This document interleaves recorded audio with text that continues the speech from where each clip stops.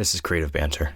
Our primary driver for this episode revolves around following your curiosity. From continuing the conversation had with Simon Baxter about maintaining a deeper awareness and connection with nature, to discussing the detrimental side effects of so many people venturing into nature, Ben and I ponder our ultimate impact as photographers, especially for those who run workshops in the popular national parks, and for those who showcase their photographic adventures on YouTube. What sort of impact are we truly having on the natural world that we may not immediately realize? Though this isn't an easy question to answer, it's one we must ask ourselves if we truly wish to embrace the principles of leave no trace. Let's dive right into it, shall we?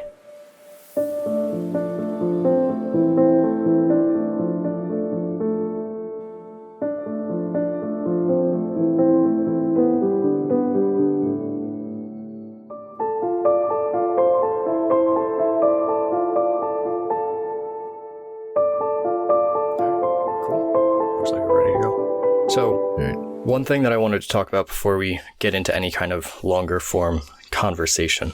When was this? Monday on Memorial Day.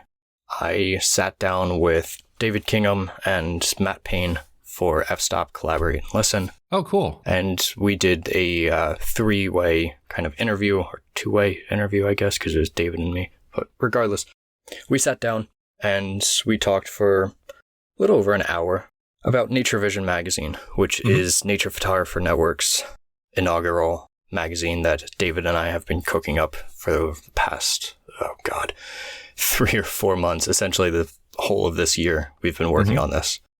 So I just wanted to put it out there. The magazine is going to be releasing on June 28th, which is about 2 weeks after this episode goes live.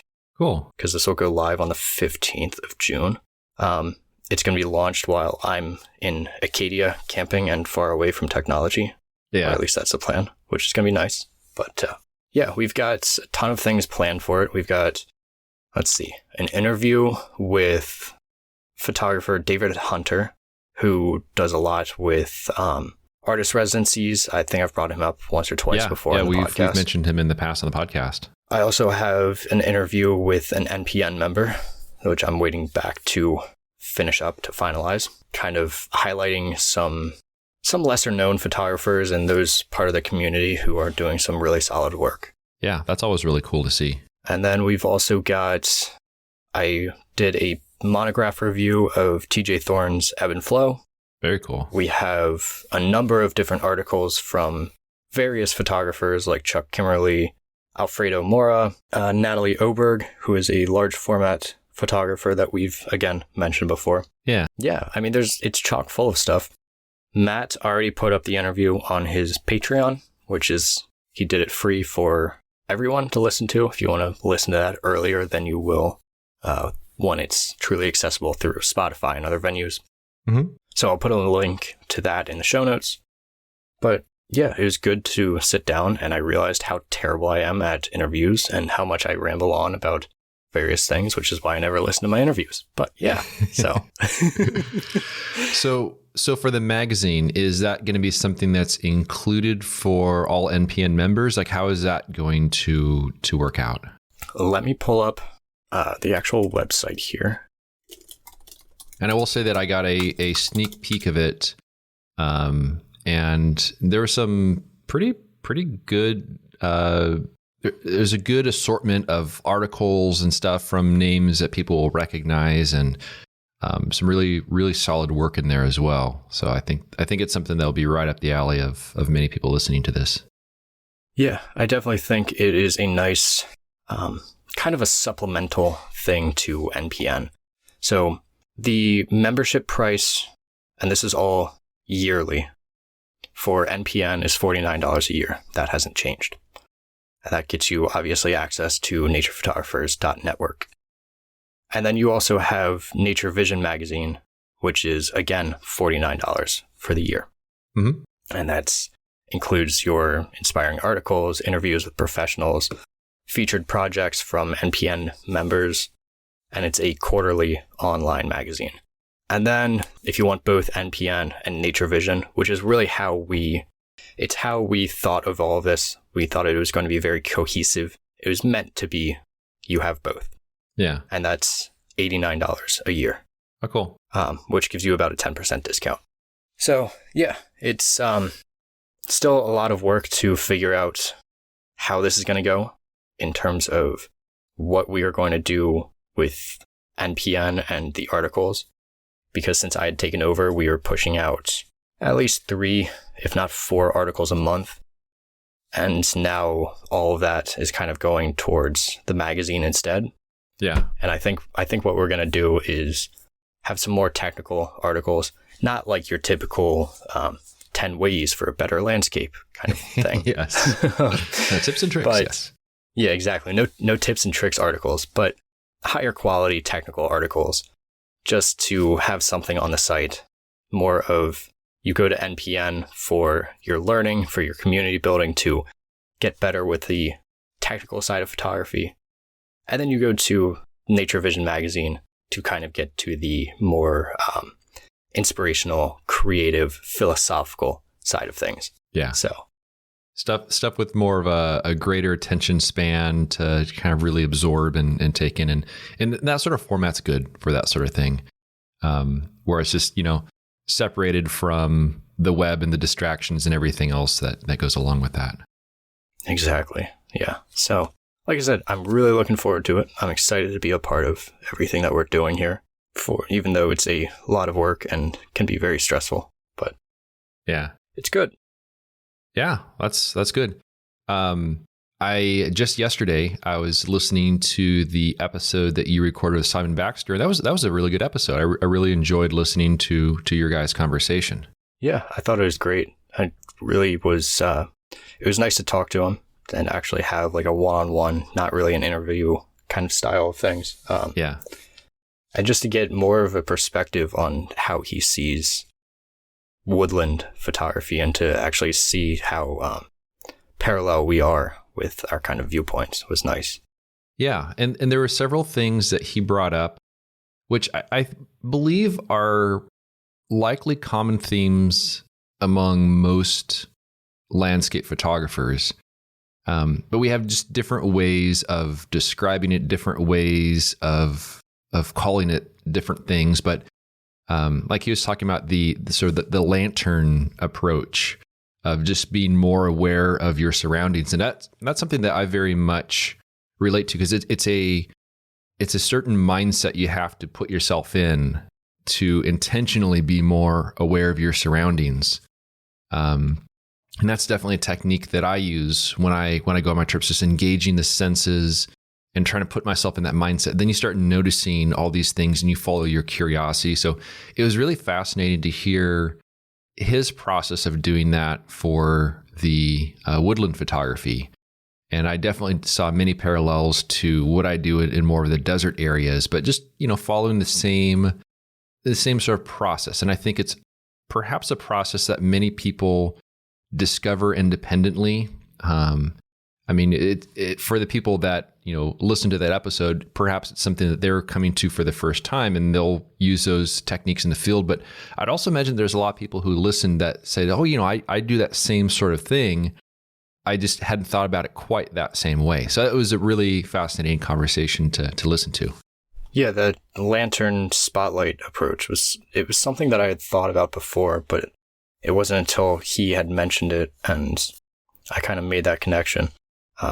In a past episode, I mentioned how I was doing these weekly articles that were all kind of thematic.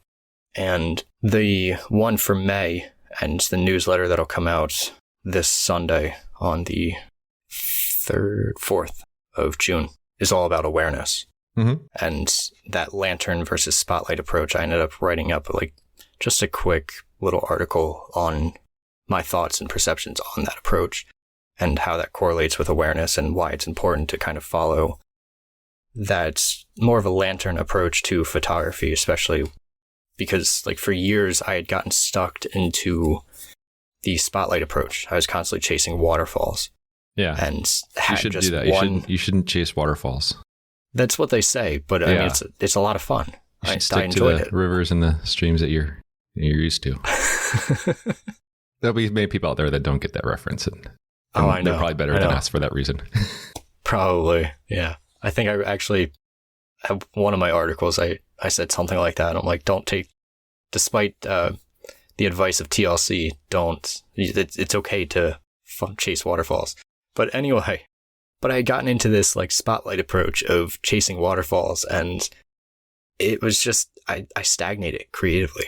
Like I got to this point where I'm like, and my girlfriend had said it, like, it's all the same.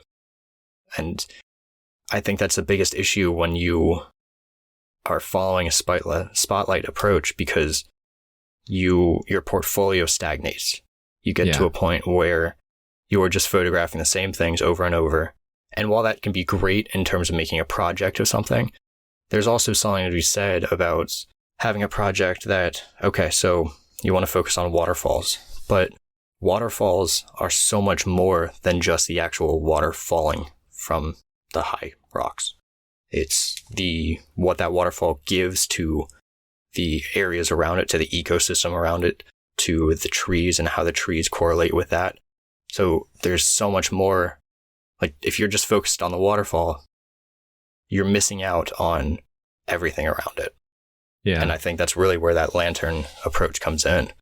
You can make a really nice, cohesive project that's going to be even better and less stale if you're focusing on how everything connects. And that's really what Simon was saying too. And what I've continued to learn in the woodlands was, if you're able to learn more about your environment and you're doing deeper research and figuring out, okay, well, what's this tree and how does this tree correlate with this one? Or certain fungi go along and only go to these specific trees. Well, why is that? What kind of relationship do they have? Yeah. And looking at the broader, grander scheme of things in these intimate areas is so much more fulfilling than going up and being like, oh, that's a cool waterfall. Click, and walking away, which I think is something that so many people do. Exactly. It basically it's a matter of not having a connection with the environment. And it's just kind of like the trophy hunting in terms of the iconic sort of scenes where there isn't as much thought in it, and it's just it's a shallower. It leads to a shallower body of work. I love the approach of following one's curiosity, where one thing leads to another, which leads to another, and it's not a straight path. It's a zigzag line. And in the process of doing so, you discover so much more about the area. And I think that's definitely a matter of where following the curiosity is extremely important for stuff along those lines. We are like 12 minutes into this, and I'm already sweating buckets. Just so everybody knows. Yeah, if you hear some water dripping in the background, it's not a waterfall. It's no. Yeah. I wanted to add some what is that, ASMR to the podcast a little bit. So I figured if I just profusely sweat, it'll kind of sound like the raindrops or something. Yeah. So it's about 90 degrees outside right now in Pennsylvania, which is awful after like mid 70 degree weather. So this closet is very hot. But anyway, going to our conversation. All of this links to a video that I had just recently listened or watched, maybe 15 minutes before getting on here with you today, which is Too Many People Are Going Outside. That's the title of it. And really, a couple key points from it. It's talking about how, because in 2020, we really saw this surge of people that wanted to go out in nature. Yeah. And the I saw that firsthand for sure. Exactly. The National Park Service experienced amazing numbers in terms of visitors. And while this is great from the outset, and in terms of like spending and employment, the revenue that they're gaining, National Park Services have never looked so strong. But the problem comes in where these masses of people are really aggregating in a limited number of areas of parks. Yes. like Acadia, Zion, Great Smoky Mountains, Rocky Mountains, and Grand Canyon are kind of the top 5 or so. Mm-hmm. Which is creating major issues for like the small towns like Moab in Utah, which I believe is where Guy Tall lives. He's in the Torrey area, which is Torrey, in the region, right. but closer to Capitol Reef, yeah. Gotcha. I wasn't quite sure which one, but regardless, Moab only has about 5,000 people who actually live there. Yeah. But it's right in the middle of all these different sites, like the 5 big sites for Utah, why people go there. And it's drawing 3 to 5 million visitors annually. Yeah. Yeah. And this tourism, what this video really is getting to is that this tourism is killing off this small town, because you have what used to be long-term resident housing is now short-term residence. Yeah. Because of all the visitors. You have the restaurants that people are going to for breakfast before a hike or for dinner afterwards are being slammed with people, which, again, on the outside looking in, oh, well, that's great for the restaurant. That's so much money for this town. But the employment overall is beyond down because of this. These restaurants are being straddled, and just overall, this town is just being killed off because of this tourism, because the people that live there don't want to be around it. They don't want to deal with all that traffic coming through. Yeah. And especially in Utah, it's like, 9 months out of the year that people are able to really, really travel and enjoy these areas. Yeah, there's definitely a busy season. That's for certain. So, and then it goes into talking about like the fact that Arches National Park closed 16 times in September of 2020 alone due to overcrowding. And then in the first 17 days of October, the gates were closed every single day. Yeah. And then really what struck out the most, and the quote that I pulled the most that had huge impact, was they said, "Today, millions of people are going outside, not to get lost, but to be seen." Which is just talking about how... social media and such. Exactly. People aren't going out into nature because they want to get lost in nature, because they actually want to enjoy the psychological benefits that you gain when you are out among trees or riverbeds or any of that.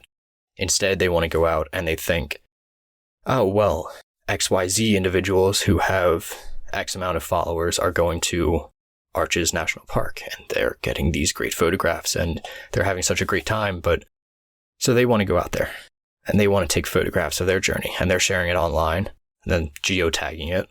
And then they're saying to their friends and to whoever follows them, even if it's a small amount, well, you guys should go out here because it was a great time. And look at all these great pictures that I took. Look at all this great experience that I had. But in actuality, what kind of experience did you have if all you're doing is documenting? And again, this is something that I wrote a little bit about in one of my articles from May. But again, going to this awareness concept and this idea of, are we truly aware of what's going around us, what's happening around us, if we have a middleman in front of us that's preventing us from actually being in this experience?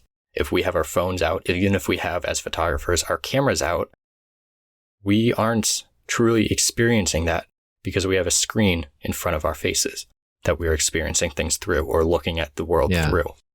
So, yeah, it's definitely been a different sort of crowd.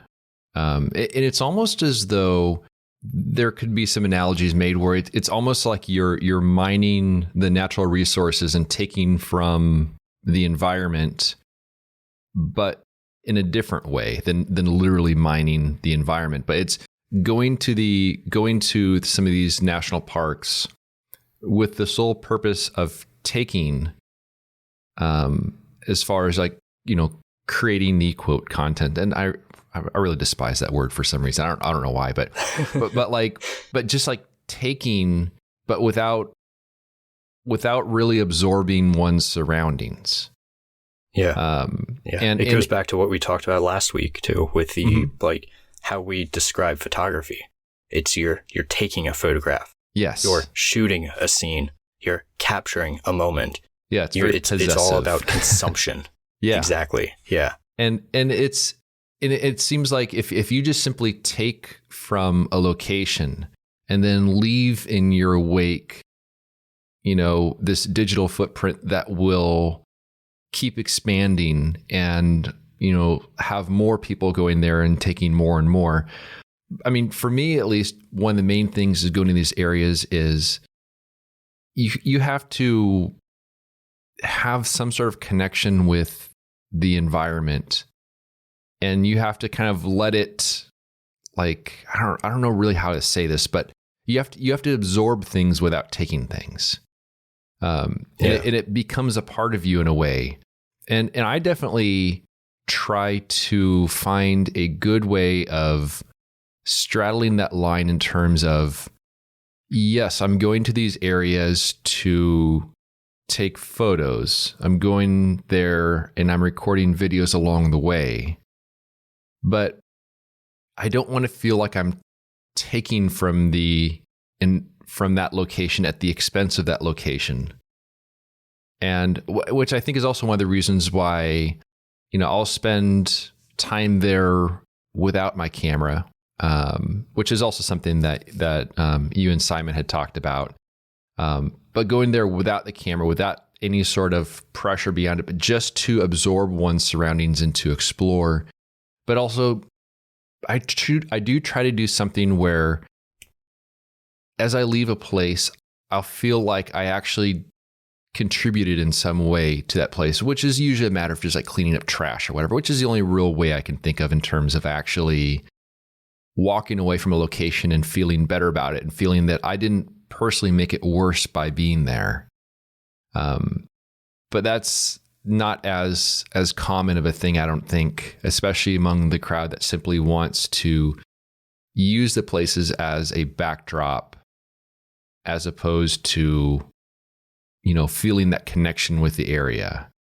But I couldn't help but wonder while watching this video, like, what kind of impact do especially photographers like yourself who are going to places like Zion and Death Valley, and even though you're not going to those popular places like, Zabrinsky Point in Death Valley, the really people-y places, like and the Angel's Landing in Zion.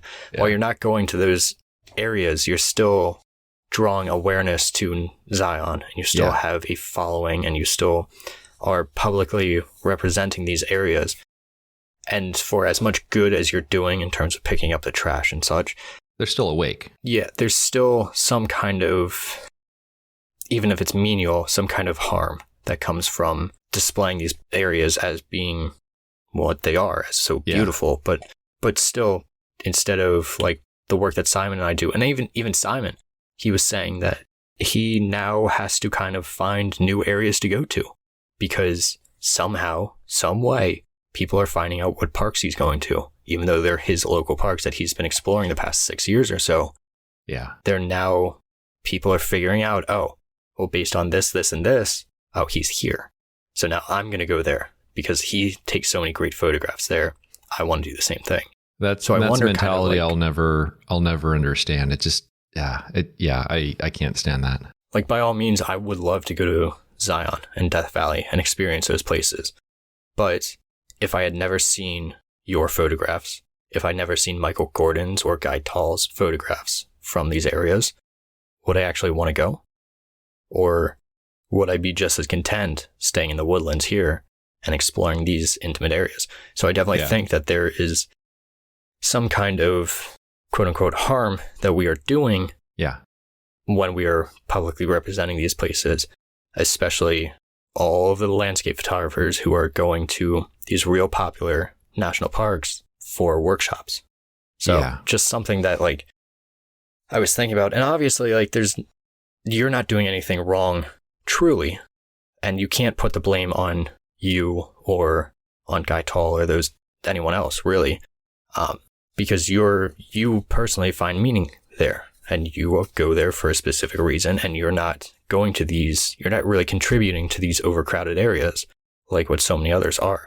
But still, there's that question that kind of lingers in the back of my mind of what role do we play as photographers doing what we do? Yeah, if not for photography, these places wouldn't be as well known. I mean, Yeah. they call it Death Valley for a reason. I mean, the reason is, people died there, but like if you're just going down a list of national parks and there's one called Death Valley, like, I don't know, the marketing behind this one is a little lackluster. Yeah, but Zion, that sounds like paradise. So maybe that one sounds a little nicer.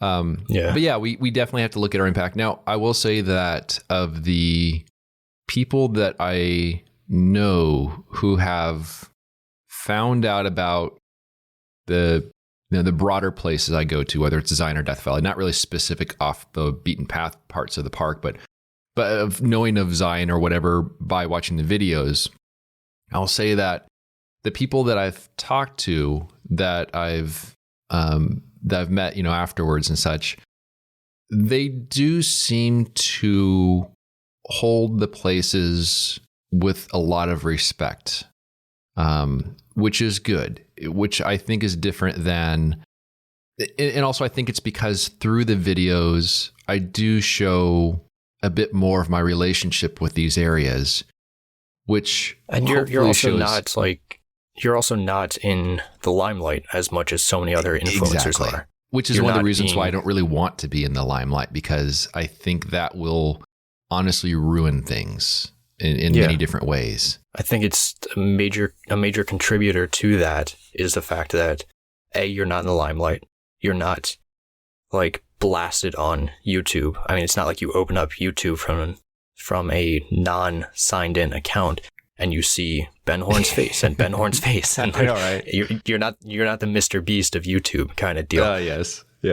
But at that same time, even the videos that you're doing, you're showing yourself, even though people get upset with it by certain comments that I've seen, like 12 minutes of walking. Why the hell did I watch this?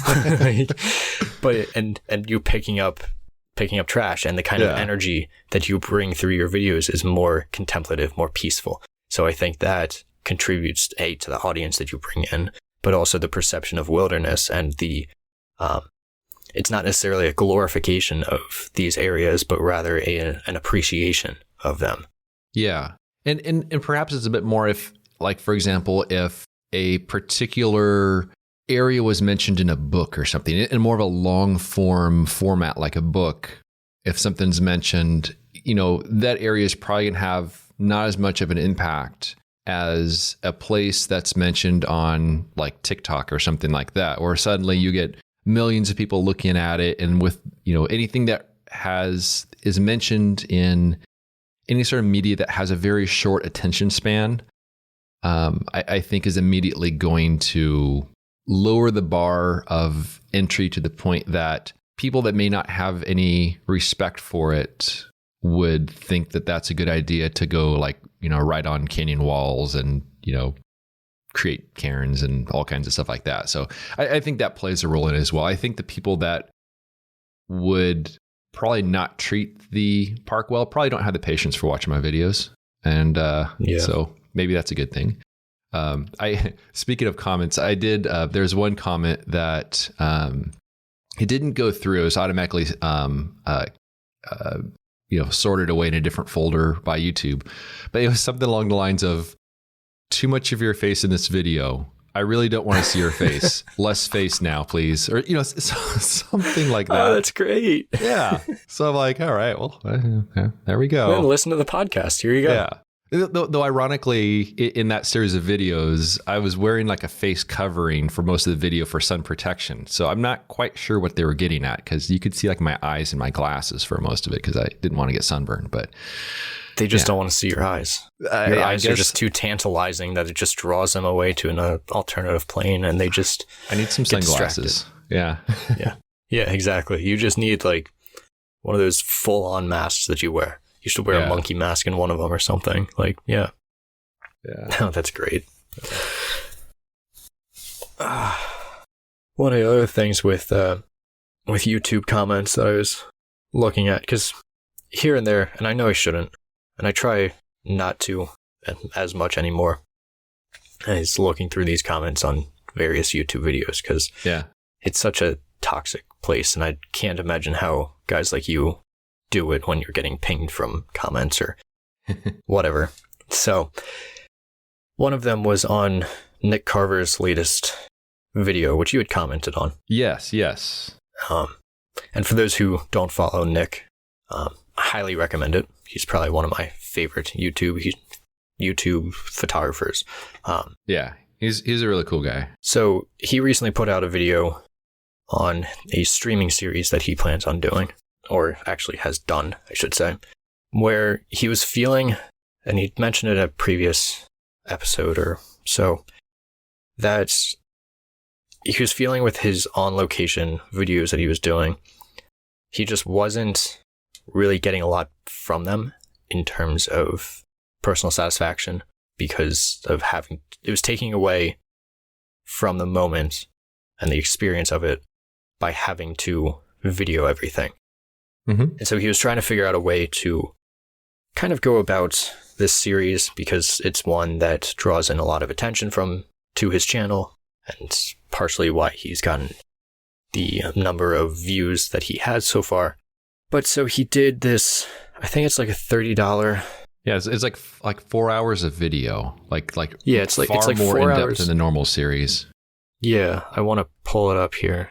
So it's what he calls an extended play, and he describes it as just a much longer version of his photography on location videos that he did on YouTube. So instead of watching a 15 to 20 minute video on YouTube of him photographing wherever, it's now, as you said, about 4 hours worth of video. Yeah. Extra videos on trip planning and prep, image technical notes, scanning and printing. I think there's a video of his series Behind the Glass with a Glass, where he kind of sits down and talks about a photographic concept or something. He's only charging like $30 for this video. And then you can also get, which will lead us into what you've been working on, but a signed zine with the videos for $55, roughly. Yeah. Or you can just get the zine only for $35. The zine is going to be, right now is pre-order for August. It'll be signed, and then anyone who signs up for the extended play will automatically be entered to win a 12 by 36 inch limited edition print that was featured in the series. I mention all of this not only because I really appreciate what Nick is doing, and I think he is doing something that takes a lot of guts, takes a lot of courage to do when everybody wants things for free anymore. Yeah, and that's definitely something that we've mentioned in the past about the whole, concept of people expecting stuff for free these days. Exactly. And it goes hand in hand then with the video, the comments themselves. I mean, a lot of the comments that I read were overall negative about this. And that's not obviously fully reflective of his audience. It's not fully reflective of the people that truly appreciate things. It's just what was seen on the outset. And I ended up sending him an email about it because I felt bad. I'm like, you're doing something here that, again, takes a lot of courage to do. It takes a lot of willpower to push through this and say, no, I'm going to do it my way. And so I sent him an email about it. But regardless, it goes in that idea, like you said, of everybody wants something for free. And even though he has put in countless hours of effort into this series, into all of his videos that he does, and he even said it, he's still putting out stuff for free. He's still going to do on-location videos for free on his YouTube. He's still going to do Behind the Glass with a Glass on YouTube for free. And all this other stuff that he's putting out there. He just wanted to do something that was long form, that was more satisfying, more meaningful to him. And the backlash to that was just upsetting to see. But there's also a very high number of comments of people that were very receptive to it as well. It's a difficult thing because I think it's in some ways it's not quite what they were expecting, but it's also the reality of if one is going to be able to put that much time and effort into creating something, it can't all be done for free. And also something that I've mentioned in the past, and I think this is something that that Nick is also was probably one of the reasons behind is that, with YouTube, since people are compensated for the number, they're compensated by ad revenue based on the number of views they get, which is why you see all the clickbait stuff, because it's the formulaic stuff that people do because they know it gets attention. But in that same sense, by doing that approach, the sort of the clickbait approach, telling people what to do, what not to do, that whole thing, it's the safe approach, but it's the safe approach that doesn't do anything it's got to be wildly unsatisfying. I'll put it that way. Yeah. Because it's not doing something that you enjoy doing for the sake of doing that thing. It's now you're doing something simply to try and perhaps game the system and trying to get attention and playing by someone else's rules. So, in a comment I left on Nick's video is that, I really enjoy seeing people coming up with creative solutions that allows them to basically produce that high level of work in a way where you don't feel like you're giving up anything. Because ultimately, in the long run, I think people want to see people produce work that is meaningful. And that's difficult to do if you are just being rewarded by the same clickbait sort of videos that everyone else is doing. And so I think it's a really nice approach. And actually, when he mentioned the price on it, I thought actually it's a very well thought out price, but I thought it was going to be more than that. Yeah, that's kind of what I was thinking too. When I saw that it was like $30, I'm like, oh, that's for 4 hours of content. Like, yeah, okay, I get it. For $15 a month, you have full access to the back catalog of Netflix, which is thousands upon thousands of hours of content. And same goes with Hulu and HBO Max and all that other stuff. So in a way, I can kind of see the backlash of, well, if I'm paying $15 a month for thousands of hours of content, where is the justification? What kind of value am I getting from spending $30 on 4 hours? So I can see it's a one-time thing in that sense. I know it's easy for people for just like a one-time fee. I think I think he did a good job with the pricing of it all. Yeah, I'm definitely not trying to take away from that. I can see it from the other side too. It gets very difficult for a lot of people to justify spending so much money on what can be perceived as so little. Like for me, $30 on a 4 hour long video from Nick Carver is nothing, because I get a lot of value out of seeing his process.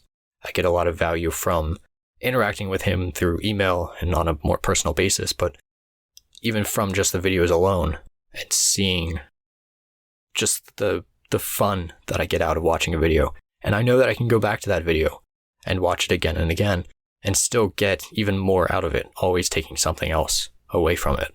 So for me, the value is there. But as was highlighted from the comments too, it's tough. It's tough to try and figure out what kind of value there is for something as extensive as this. So yeah, and it'll be interesting to see how that evolves over time. Whether that will become more of an annual sort of thing where he comes up with something, or because it takes so much time and effort to put into that. I mean, I was just looking at in terms of creating 4 hours worth of video content. I'm like, I record a lot of video in the field, and then I'll end up with 12, 15 minutes for a day or two worth of video. Yeah. And so it's a lot of work that goes into it. And I also know that sometimes the video after the fact and the more of the studio sort of setup, that sort of stuff is sometimes more difficult to do. It's a little easier in the field for whatever reason, because it's just, I don't know. I trip over my words a lot less when I'm in the field versus in the studio and take like 7 takes to try to get something to work out just right. But that's probably just a me problem there. Yeah. But on the topic of zines, I still have yet to go on my spring trip, and the weather might be okay in a week or so. I don't know. I've said that, but then all of a sudden I see thunderstorms in the forecast, which is not good for where I'd want to go. But I decided to kind of flip-flop things and just keep waiting and potentially go on that spring, perhaps summer trip. Yes, summer at this point, let's be honest. Exactly. But in the meantime, I decided, because I was going to start working on my zine project during the summer, but I figured, why not just start working on that now where I can start getting some of that stuff out of the way. And so I started working on that project. A couple of days ago, I started trying to figure out what format it should be.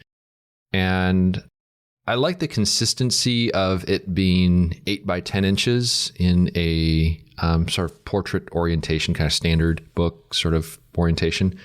That way it's the same size as the folios that I create. And so I started laying things out, and I came up with a cover design I like, and just try to figure out the various layouts in terms of how to display, horizontal versus vertical photos, and having a couple pictures on a spread, and where the type goes, and the column width for the type, the size of the type. So I've been going through that process, and I really do like how it's taking shape.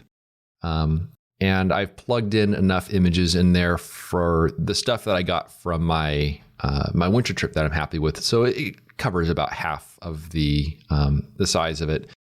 But I've come to the conclusion that I'm going to make it with 100% recycled paper, because I think that just kind of fits. It's a little bit more expensive to do it that way, but I think it's better in that sense. Kind of fits thematically with your approach of things. Exactly. And since this is something, it's not meant to be something as permanent as a book, in reality, yeah, give it time, a bunch of them will be tossed. And so in that sense, if people turn around through it in the recycling bin, that's cool. But I was also thinking in terms of what I really should do is I should offer the zine by itself, but I should also offer the zine plus a print, and just have it be basically the same size print as what's included in my portfolios, and make it maybe an image that's not included with the print portfolios, but one that would have been like just as good enough to be in there as well, and something that would be in the like zine. A B-side. Yeah. So it's because usually I end up having 10 images in the print portfolios each year, but I have a good solid 12, 13, 14 images that I'm happy with. So it'd be one of the ones that didn't quite make the cut for the folio. Maybe thematically it didn't quite fit in with the other images there, but offer that with it. The only thing I was trying to figure out is the timing of it all. Because once I get back from my fall trip and I go through the images from the fall trip, I have a lot of work to do. I have to put together the videos. I have to select the final 2 or 3 images for the print portfolios. I have to print those images. I have to ship out the print portfolios, all while still working on the videos. And now also I would probably need to, in addition to that, work on the zines. So that's a lot of work in a very short period of time. So it has me thinking that perhaps I should wait on shipping the print portfolios until after the new year. But I don't know. I'm just trying to figure it out, because it's a serious bottleneck in terms of lots of things. So yeah, that's the thought process going right now. But at least I have the format of the zine. I have sort of the layout set, but I just have to figure out the logistics. And I think that's going to be the tricky part. Is there any way for you to, as much as you may not want to, but to outsource the zine and the print itself, that package, entirely to whatever company you choose to print from? I don't think there's a great solution for that. Honestly, mailing out the zines is not a big deal. I can have the design ready to go, hit a button, and then a week or so later they show up and that's that. So that part's not that big of a deal. But at least in terms of like the fulfillment process and especially with that bundle, it would take a lot of the work off of your payload, that process. Yeah. I mean, there could, but I don't know. I like the idea of mailing things out. That way I have a bit more control over the process. I make sure things are presented in the way that I want and make sure that I can flip through and make sure that there isn't any outrageous flaws in them and stuff. So I don't know. It's a tricky one, but I was also thinking I have a bunch of boxes from 8x10 film that are sitting in a closet. I mean, I have a few on hand that I use for putting empty or exposed film in on the trip, but ultimately these things stack up. I got a pile of like 12 boxes or something in my closet.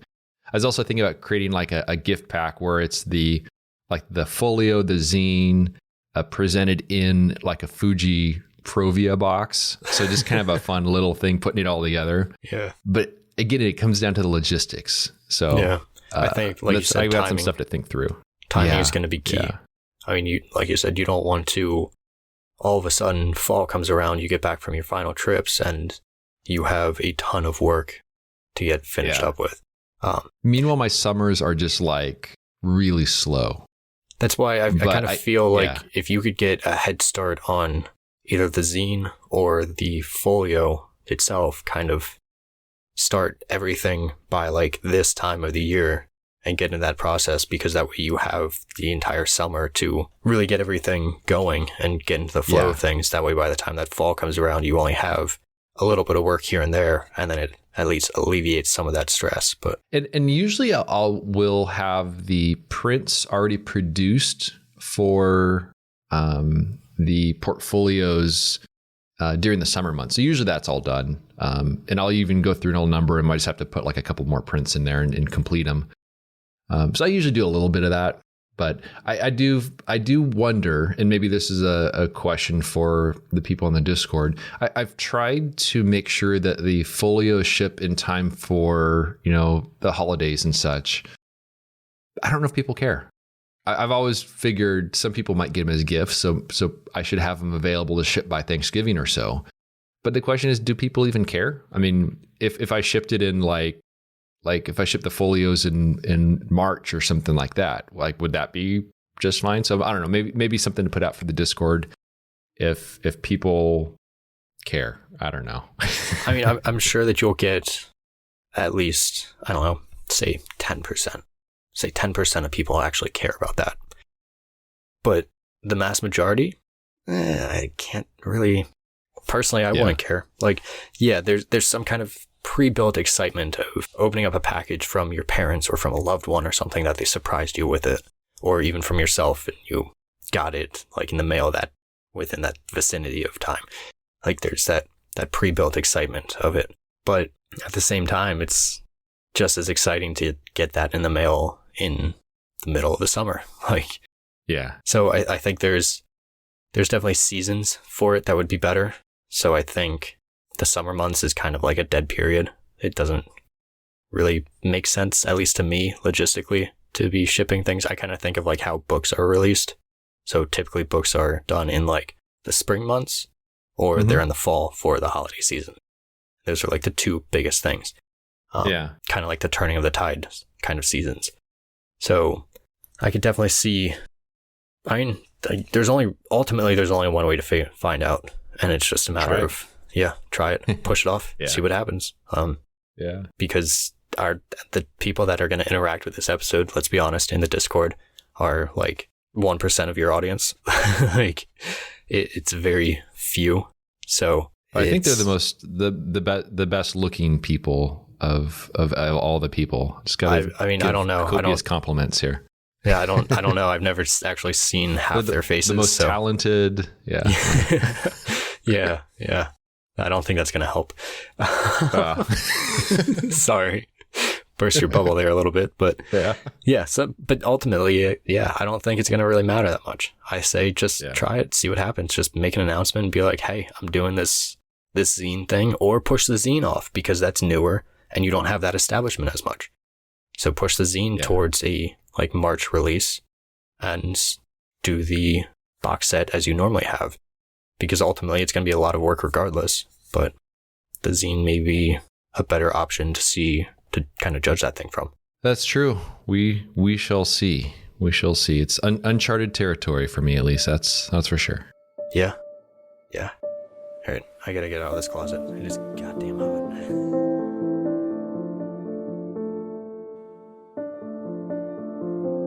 I hope you enjoyed our creative banter.